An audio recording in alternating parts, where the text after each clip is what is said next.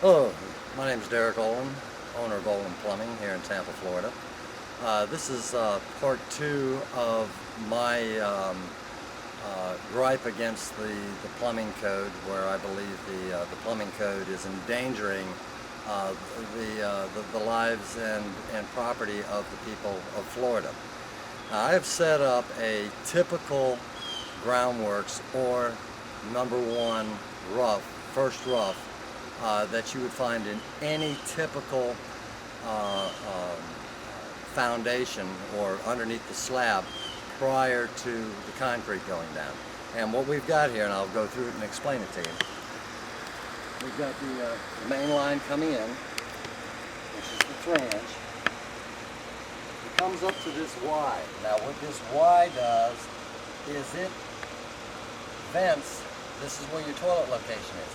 It vents this toilet on what we call a wet vent. Now the reason it is a wet vent is if you follow this line over, which is 2 inch, and it comes up to this T is where your lavatory goes, or your bathroom sink. So it is, when you discharge or drain your sink, the water will run down and out to the sewer. But it also has enough room for the air to come back up through the sewage system, so that it does not siphon the trap out that is built into your toilet. Every fixture has a trap, and every fixture has to be vented. And like I said before, these vents, these automatic air vents, or these air admitting valves, are dangerous, and I don't think that they should be allowed on the plumbing system. Now we have here, this is the traditional way before the automatic air vent was here, or the air admitting valve, is that the pipe, your waistline came up and then you set a T into it, came out for the drain for your lavatory, your sink, and then behind the wall you had a vent that raised up through, this would go all the way through the roof. Now all sewage systems have a buildup of pressure on the inside of them. The reason for this is we have heat inside the sewer. It's naturally warmer inside the sewer than it is outside. We have bacteria inside the sewer, and there's constant amount of bacteria inside, and this stuff divides and grows and what have you. And the sewage system is generally a contained system, other than the manholes, out in the street, and you've got the little round holes where they stick the kick in and pull the manhole cover up. That's the only venting that these main sewage systems have. The sewage systems vent through the home's plumbing systems. And this is another concern that I have, but we won't go into it right now, where we used to have a mandatory 3 inch stack running through the roof, and now the minimum is a 2 inch stack or 2 inch vent that has to be applied through the roof on the system. But anyways, like I said, we have a buildup of sewer gases inside the sewer, and we're going to show you now how they vent. Now I showed you the way that we used to do it before the new code was applied, and now I'm going to show you how these installations are being made today. Granted, they're not all made. Some plumbers out there still have integrity, and they want to safeguard the public, and they do have a conscience. So basically nothing else has changed too much with the system, other than we're going to come back down here. We do have the main line coming in. We have got the Y, a 3x2 Y for a wet vent. We do have the toilet, but now the only thing that has changed is this is what you'll see on your typical rough end, is they will stick a 90 on it and turn it straight out. There is no more vent. The vent is gone. It's not going through the roof anymore. And put in its place is this air admittance valve. And like I said, these devices are mechanical. They can and will fail. It's only a matter of time. And they can fail for several different reasons. The code is put into place in order to safeguard and protect the people's health and property. And this is being ignored. So this is another little demonstration here. So if this valve fails,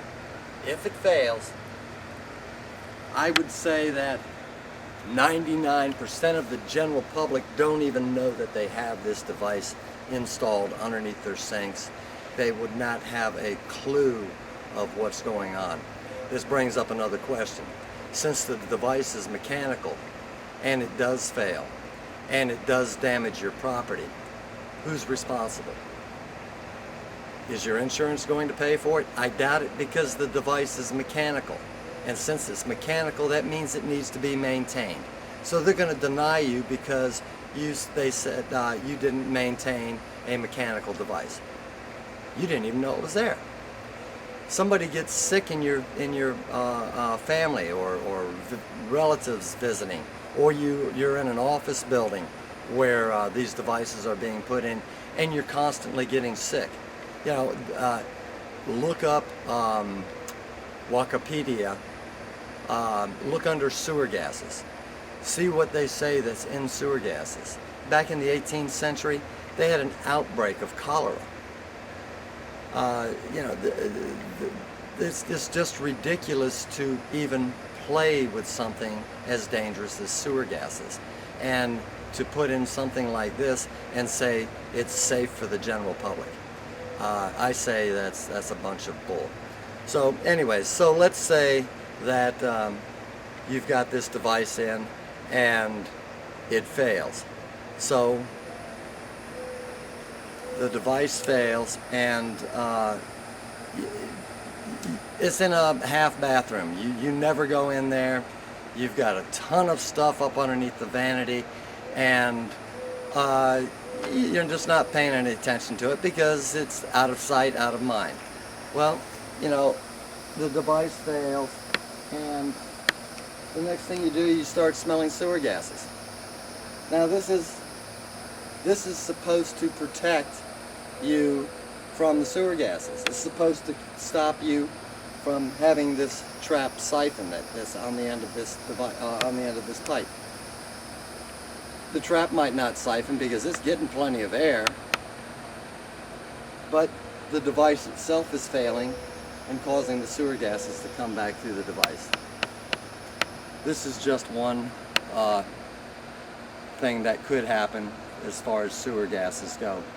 Another thing that can happen is, and I'm making a big deal about the device failing in the open position. If the device fails in the closed position, okay, what happens then is that we have no vent whatsoever. What we actually develop then is what we call an S-trap. Now, you might have seen these on old-time movies. You might even see them in some of the home repair places. But basically what it is, it's a trap that comes straight up out of the floor, and then it turns back down for your trap, and then it goes back up to the fixture. That is called an S-trap because it's shaped like an S. Those have a tendency to siphon, just like siphoning gas out of a car. You run the water, fill the sink up, discharge the water, it just runs right on through, lets the sewer gases up. If this device fails in the closed position, you have made yourself an S-trap. S-traps have been outlawed for years because they're notorious for letting the trap siphon. So that's just another. That's if it fails in the closed position. But if it fails in the open position, you're susceptible to sewer gases, health problems, disease, and you know, let's say you do get cholera or something because you're developing you've inhaled sewer gases. and you spread it to a neighbor. And all of a sudden we've got an epidemic on our hands. Now, granted, I am just exploding on these things, but the reason that the code is in place in the first place, code used to be put in place to they would take every conceivable problem that could possibly go wrong with a plumbing system, and they would make the code so that problem would not occur. Now they're taking things out of the plumbing system so that they can create problems. And let's get back to who's responsible. I've read the manufacturer's warranty on these devices, on these automatic or air vents or air admitting valves. It's a limited warranty. You know, typically they're only going to be responsible for the device if it's a manufactured problem, if they screwed up at the factory.